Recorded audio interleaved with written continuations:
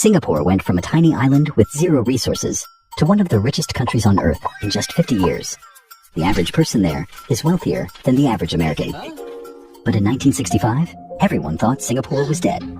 We just got kicked out of Malaysia. We have no natural resources. We're smaller than New York City.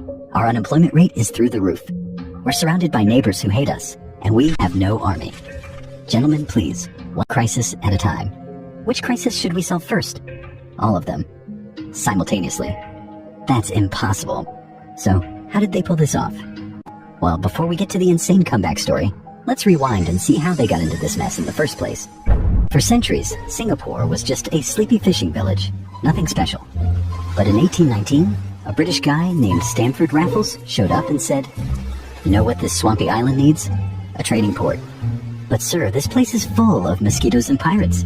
"Exactly, it's perfect. Plus, look at this location, right between India and China.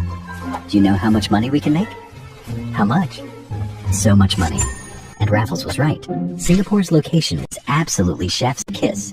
It sat right at the southern tip of the Malay Peninsula, perfectly positioned to control trade between the Indian Ocean and the South China Sea.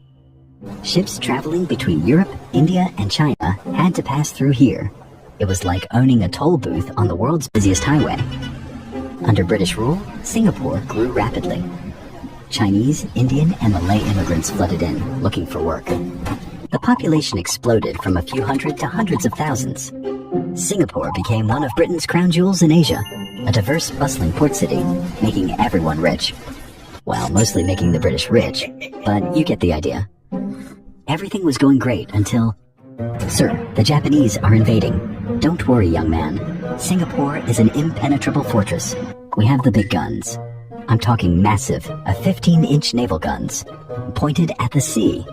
And they are loaded with glorious armor-piercing shells. Do you know what one of those beauties can do to a battleship? It'll punch right through the hull like it's wet paper. We're just daring them to send their navy.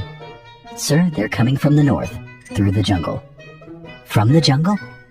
That's impossible. Everyone knows you can't move an army through the jungle.